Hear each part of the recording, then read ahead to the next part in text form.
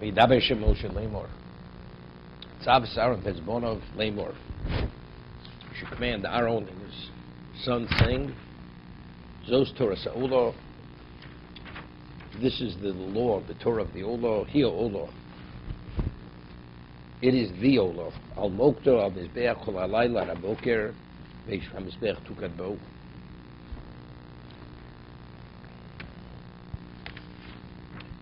So yesterday I mentioned the first Rashi. Second, Zos Torah Sa'ulah. Harei Inyan Bo Lolamed, Al Heptech Halovim, Veivorm Sheikoshe Kol Alayla.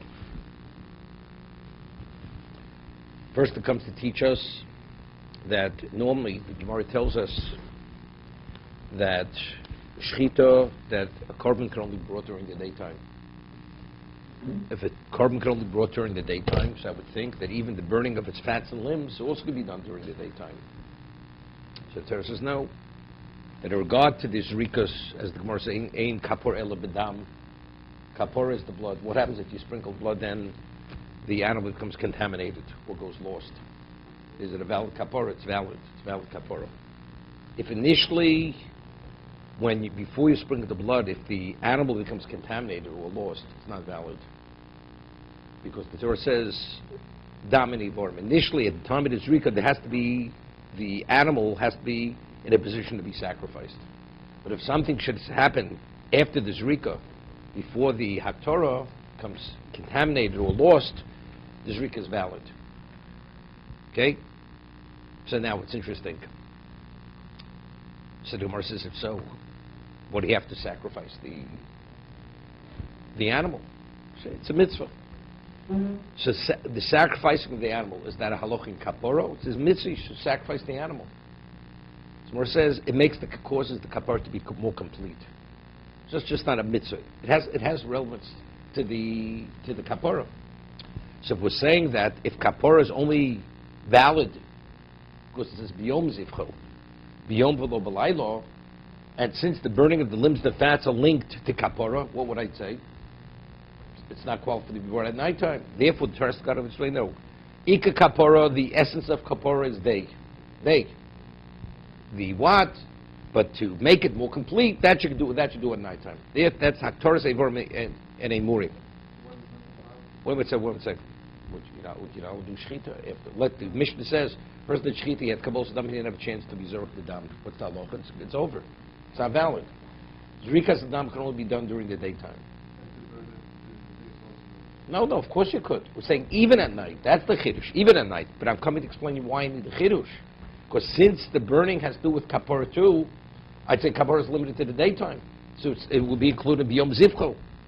If the burning of the animal has no relevance to kapara, okay, so you can do it at nighttime. Why not do it at nighttime? But since we say in kapara, the kapara is only during the daytime, the Torah has gone its way. Since ika kapara is during the daytime, to complete it, that could be done at nighttime. Okay? So, now the question is just philosophically, why is kapara only during the day and not nighttime? For instance, halacha that, and I thought Dave would make the link immediately. I mean, he's getting rusty on his daf yomi. So the halacha is in Bezdin, they begin, the Gemara says, Tchilas din is only bayom. But the Gemar din, but to give the verdict, you could even give it at nighttime. As long as they started. They adjudicate everything. The only thing they didn't say was chayiv or whatever it may be. That could be done. There's an opinion in Sanhedrin that you can do at night. Tchilas din is bayom, but so Gemar din could be at layla. This is a little bit better than that. So I would say that since, even though the Torah Seimurim and Chalovim, they vorm pedorim are part of kapara, but what's the essence of the kapara? That was done during the day. Once you do the kapara during the day, you could finish it off at night. Similar to Gemar din, but it's the same rationale. There's I always point this out. In Sim Shalom, how's that Kodesh Baruch Hu referring to? Let's see. Hashivenu avinu l'sarasecho. Avinu. Right? Moshe learned his Torah Daos in 4th grade. Hashivenu avinu l'sarasecho. Right? Now what do we say? Slach lanu avinu kichot lanu. Machalonu malkenu kifoshonu. So when we speak chotonu, it's avinu.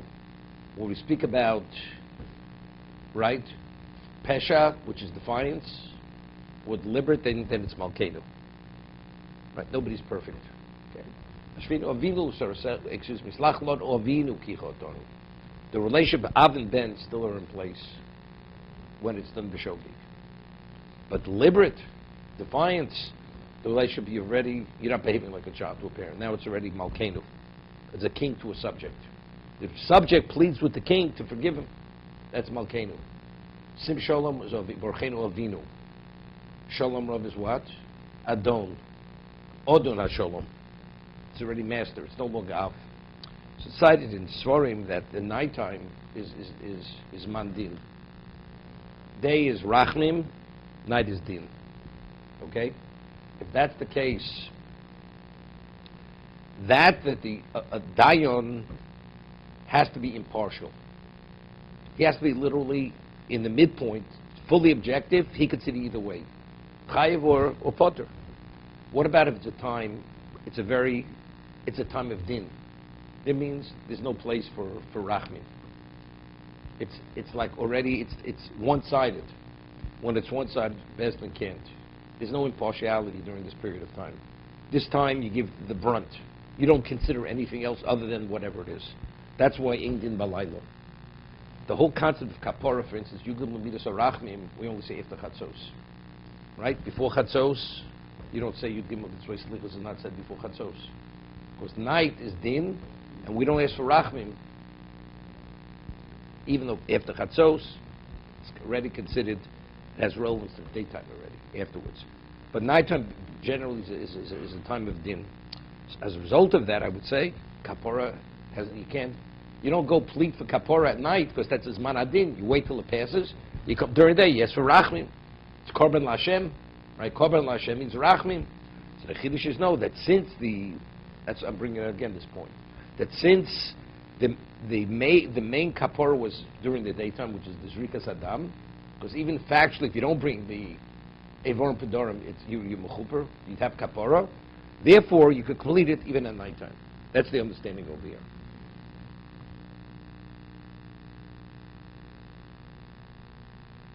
That's why we find the Gemara says that Gimel Tfilos, Mar Brochos are connected to meeting. Right? Shachar is connected to Tom Shal Shachar, Mintus to Tom Shal Bin Rabbayim. Arvis is connected to Evorim Pedorim. Right? That corresponds to the sacrificing of the limbs and the fats. But the Gemara says that we rule that Arvis is Rishus. It doesn't mean literal Rishus, but it doesn't have the same degree of obligation as Shachus and Mitzvah. Why? Because it's something which what? Because it's what's night represent? Night you can't do Zrika. Night is like it completes it. It brings it to a complete state. Gives you a full kapara. But the essence, the main kapara was during the daytime. So relative to the first two, it's Rishus. How do you know Rishus doesn't mean Rishus Moshe? How do you know it's not obligatory? So Tosas brings a right in Brochus. No. Because he sees the halacha in Tashlumim. Tosas proves Rishus doesn't mean literal Rishus. Because what's the halacha if a person mistakenly forgets the Dav Ma'ariv? You have an obligation to make it up in the morning, but it's only Rishus. What do you have an obligation of Tashlumim? So Tosas shows doesn't mean Rishus. It means it doesn't have the same severity of Shachris and Mincha. That's the meaning of Rishus. Okay? I'm running, I think, this space. You can sit in one of these seats, chairs.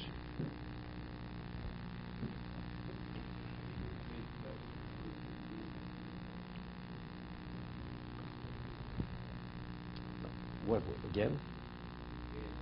The Gemara factual is Rishus. But it's a Mishnah. It's a Machlokas Amoroim if it's Rishus Achoba. So how did the one who was Rishus, how does he reconcile with it says you have Chiv Tashlumim?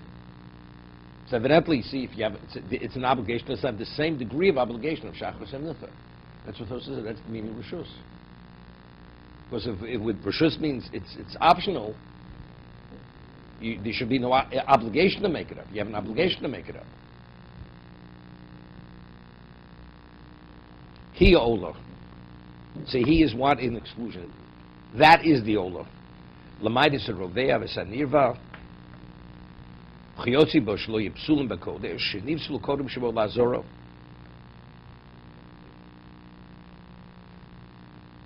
Right? Somebody committed bestiality with the animal, it's disqualified.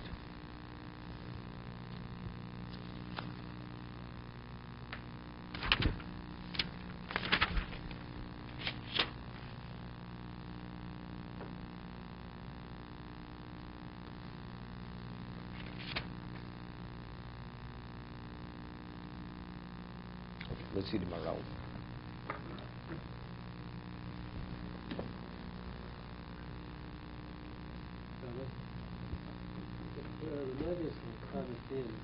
If what?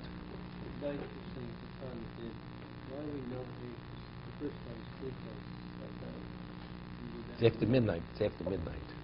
That's why I made the point after midnight. Because even after midnight has to do with already with the morning. That's why Howard doesn't sleep after midnight.